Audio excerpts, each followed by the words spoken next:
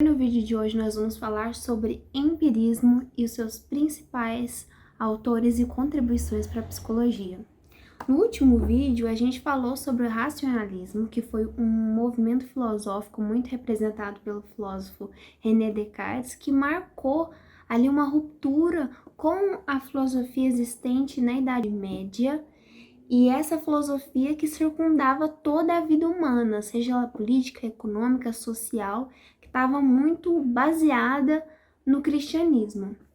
Então, apesar desse pensamento ter sido protagonista da época, o empirismo, que foi uma corrente que existiu concomitantemente, mas que tinha muitas discordâncias do racionalismo, vai ter uma influência muito fundamental na psicologia, acho que até maior do que a que o racionalismo exerce na psicologia. O empirismo ele vai ser representado por três filósofos britânicos, especialmente por esses três. O primeiro deles vai ser o Francis Bacon, e o Francis Bacon vai inaugurar uma ideia mais geral que se refere à própria conceituação, né, do que seria o empirismo em contrapartida ao racionalismo. Ele vai dar um destaque para uma produção de conhecimento que seja proveniente da experiência. Então, diferente do racionalismo, que se valorizava a razão, no empirismo, o que vale, o que é de precioso é a experiência, são as sensações. Eles vão se assemelhar no sentido de ter intenção de produzir ciência, que vai ser uma contribuição, né? As produções científicas modernas vão se dar a partir desses movimentos filosóficos. Os empiristas vão entender que a gente precisa fazer um conhecimento que seja sistematizado, que seja instrumental. E ele, primordialmente, o Francis Bacon vai falar sobre um conhecimento que utilize o método indutivo. Sobre os preconceitos, ele vai utilizar o termo ídolos. Ele vai identificar vários ídolos, a comunidade, de forma individual, mercado, teatro, e cada um desses ídolos vai ser a representação dos preconceitos naquele cenário que ele está se referindo.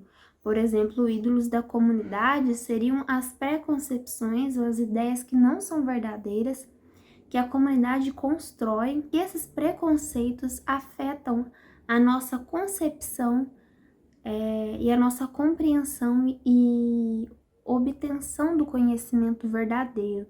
Então, ele vai rejeitar esses preconceitos. Nesse primeiro momento, talvez você vai pensar que isso tem muito a ver com a fenomenologia, experiência e tudo mais. Só que o empirismo, ele, especialmente o próximo autor que a gente vai falar, vai dar muita base para o que a gente vai chamar posteriormente de behaviorismo. Porque aqui a gente está falando de uma experiência que é a detentora do conhecimento, mas de uma experiência que precisa ser experimentada. É assim que ela vai ser transposta para a psicologia.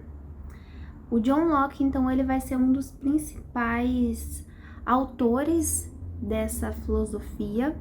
Ele é um grande autor das teorias sobre liberalismo político, e ele vai trazer uma ideia que vai contrapor fortemente o que o Descartes propunha sobre as ideias inatas. O Descartes acreditava que a gente tinha ideias inatas que nasciam com a gente, que provinham do nosso espírito, e que essas ideias eram as mais puras, as mais originais.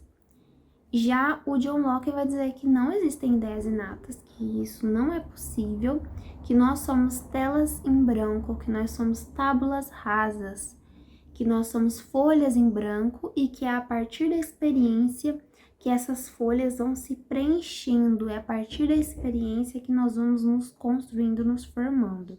Ele vai entender que as ideias vão ter duas origens. Uma vai ser das sensações e outra das reflexões. As sensações vão ser provenientes do contato direto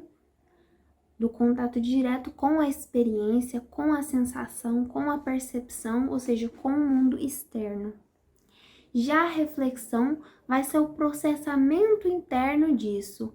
E o que isso vai significar na teoria dele? que aquilo que é proveniente da experimentação, da experiência, da percepção, é mais importante do que aquilo que é produzido reflexivamente. Então, o que o Descartes chamaria de ideias inatas, algumas concepções complexas sobre a realidade, ele vai entender que, na verdade, é a junção de ideias simples numa transformação para uma ideia mais complexa. O nosso intelecto só é capaz de produzir novas ideias a partir de ideias simples, e tudo isso só é possível a partir da experiência, do contato com a vida, do contato com o mundo. O David Hume também vai pela mesma linha, no sentido de diferenciar as ideias, as impressões e as ideias. As impressões são as percepções originais que aparecem à consciência.